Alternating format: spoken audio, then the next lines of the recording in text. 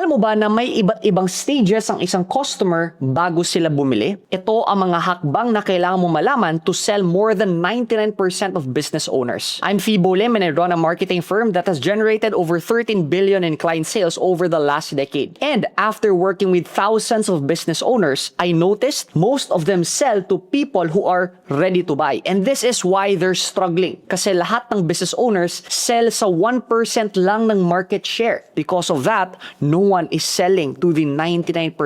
So sa video na to, I'm going to show you how to convert these people from strangers into buyers. Para mangyari ito, kailangan mo maintindihan yung 5 stages that they go through, starting with number 1. Paano kung mga taong magpapayaman sa'yo ay ang mga walang alam sa negosyo mo? Ngayon imagine may butas na yung ngipin mo, pero hindi masakit. Kaya ang ginawa mo is hindi mo pinapansin. Pero one day, merong isang dentista na nagsabi sa'yo na, uy, alam mo ba kapag hinayaan mo yan, pwedeng ma-infect ang buong panga mo? Ngayon, biglang naging problema na siya sa'yo. Okay? Kasi aware ka na. Ngayon, kung gusto mo ipaayos, here's my question, saan mo ba siya ipapaayos? Di ba yung dentista mismo na nagsabi ng problema? In this case, you targeted the unaware customers. Now, sino ba sila? These are the customers that don't even know they have a problem. It's like may butas ka nga sa ngipin pero hindi mo alam yung mga consequences. Ngayon, how do you target this specific customer segment? It's through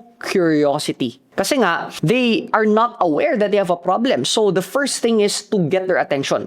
Ngayon, how do we apply this to your business? So, in the next few segments, I'm going to share with you a product example and a service example. Now, starting with the product example. Let's say you have a skincare business. The wrong way of doing it is saying na, uy, buy our glutathione soap, whitening and anti-aging to. Okay? It's the wrong way kasi, again, you are targeting the unaware people. They don't even know they have a problem. So, ano ba yung right way of doing this? You do this, for example, alam mo ba na nakakasira ng mukha ang pagsasabon araw-araw? Ito ang reason kung bakit. Are you seeing that? There's no mention of your product, of your price, or even the problem yet. Kumbaga, yung ginawa mo is just to get their attention. Kumbaga, pinaparamdam mo lang na may ginawa silang mali at hindi nila alam yun. So, yun naman for product. Now, let's go to services. Okay, let's say you own a dental clinic. So, the wrong way is saying na, uy, book your cleaning today, 500 pesos only. Kasi, they are unaware nga. So, what's the right way of doing this? Example, alam mo bang hindi nakakalinis ng ngipin ang pagtututbrush araw-araw? Ito yung kulang. Are you seeing that?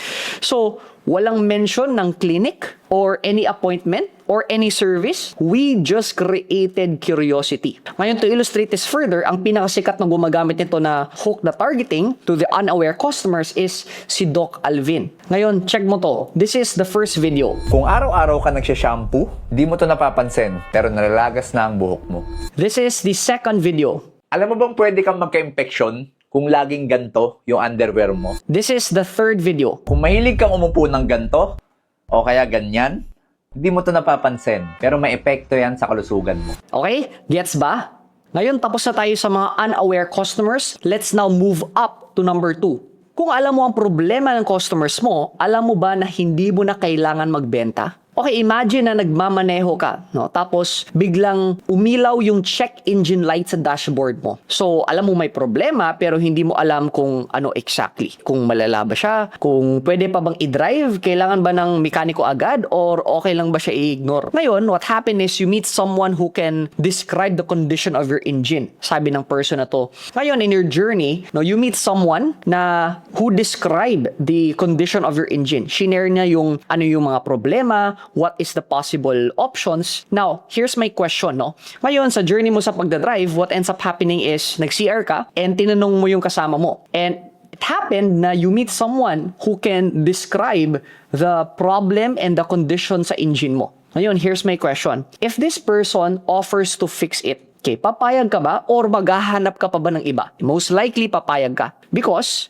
this person was able to describe the problem better than you can. In this case, we are targeting the problem-aware customers. So, who are these people? No, these are the people na they have a problem pero hindi nila alam what to do. Parang check engine light lang, no? Naka-on siya and you don't know what to do, where to go. These people live with the problems every day kasi they don't know what the solution is. So, how do we market to them? We describe their problems better than they can. Okay, ibig sabihin, if you can explain the problem and they would feel na naintindihan mo yung pinagdadaanan nila, they would assume that you have the solution. So in this case, hindi mo na kailangan maging magaling magbenta to target these people. You just need to describe the problem better than they can. And ngayon, when they feel like you understand their situation, they buy from you. So recap tayo, sa unaware customers, you wanna target them through curiosity. Sa problem-aware customers, you target them by describing their problems. Now, example, for product-based skincare, the wrong way of doing it is saying na, oy, try our micro-encapsulated salicylic acid serum. Because, again, all they know, the customers, awareness stage lang nila is problem-aware lang. Now, what's the right way of doing it? Ganito. Na frustrate ka ba na kahit twice a day ka nang hihilamos, ang oily pa rin ng face mo? Okay? Did you see that? Parang I'm focusing on the problem and challenges that they're going through. Now, for dental clinic naman, okay, for services, for example, the wrong way of doing it is visit our clinic for teeth whitening. So, obviously, it doesn't work kasi they just know that they have a problem. They don't even know if kailangan nila magpa-dentista. By the way, where can you use this? You can use this in your ads. You can use this in contents. Any form of communication, gagamitin mo to. Now, balik tayo. What's the right way of doing this? Especially for a dental clinic or services, okay? Ganito. Nahiya ka ba kapag nag-smile ka kasi yellowish ang ngipin mo? Are you seeing that? I'm not mentioning the clinic, the brand, the solution. All I'm mentioning is, hey, are you experiencing this problem? Does that make sense? This is the second, which is problem-aware customers. By the way, kung negosyante ka pero pakiramdam mo ikaw pa rin gumagawa ng lahat at gusto mo magkaroon ng system that works even without you, join me in my upcoming scaling workshop kung saan I will reveal how to build a system that brings in high-paying clients without relying on referrals. At dahil subscriber kita, I'm giving you a free ticket to join this event. Claim it. Click the link in the description or go to fibolim.com/scale. Ngayon, let's now move up to the third. Number 3, alam mo bang hindi competition ang dahilan bakit humihina ang benta mo? Ngayon, imagine na nasa palengke ka, no? And gusto mong bumili ng bangus. And merong 10 vendors doon, no? Lahat nagsisigawan. Okay, fresh bangus, mura lang. Okay, pare-pareho lang sila. Ngayon, anong gagawin mo? Most likely pupuntahan mo yung pinakamalapit or yung pinakamura. Tama. Pero what if merong isang vendor doon na nakalagay na sign, boneless bangus, ready to cook, walang tinik. And siya lang yung may ganun. Ngayon, saan ka ba pupunta? Most likely sa kanya. Hindi dahil siya ang pinakamura, hindi dahil siya ang pinakamalapit, kundi siya ang merong what? Unique offer. In this case, we are targeting the solution-aware customers. Who are these people? They are the customers that already know the solution. They know what to buy. They just don't know kung kanino sila bibili. Now, how do you market to these people? Write down the words USP. Unique Selling Proposition. This answers the question, why are you different? Okay? Anong pagkaiba mo sa mga competitors mo? And this is the reason why you're getting crushed by your competitors is because para-parehas lang binibenta nyo. Okay? Kumbaga sa palengke, same na klaseng bangus lang ang binibenta nyo. Walang pagkakaiba. So, to stand out, you need to offer what? Something different. So in this case, sa palengke na analogy, naglagay yung isang vendor na sign na boneless bangus, ready to cook, walang tinik. Does that make sense? Recap tayo.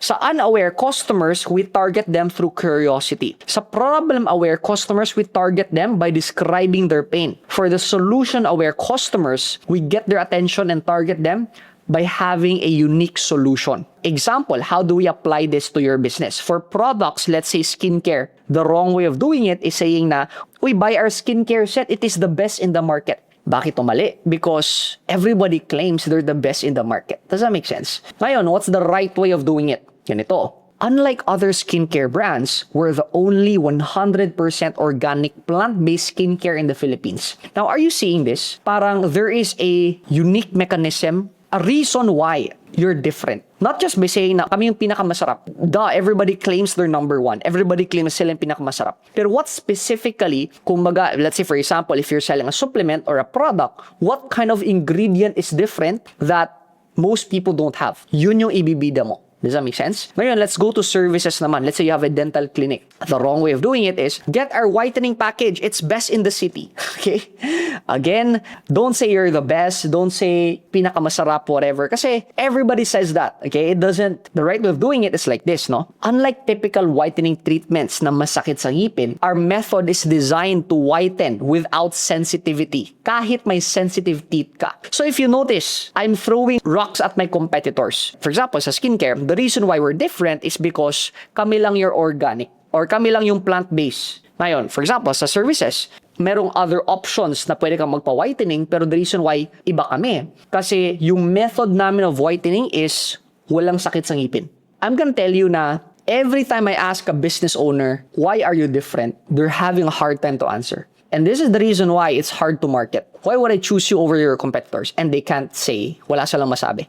And that's why you're having a hard time marketing. So when doing marketing, it's not really on like, ano yung mga tactics. It's like answering these basic questions na, why are you different? And do you know the problems of your customers better than themselves? Can you describe it better than they can? Does that make sense? And this is the solution-aware customers. Ngayon, let's now move up again to number 4. Alam mo bang hindi presyo ang reason bakit hindi bumibili ang clients mo? Nakapasok ka na ba sa restaurant na puno ng mga picture sa pader, no? Kumaga, andun si mayor na kumain, no? Si governor na kumain dito, si artista na kumain dito. So, if you notice, if you've already seen that, hindi mo pa natikman yung pagkain, pero you already created a perception na hindi mo pa alam yung presyo, hindi mo pa natikman, or hindi mo pa nakita yung menu.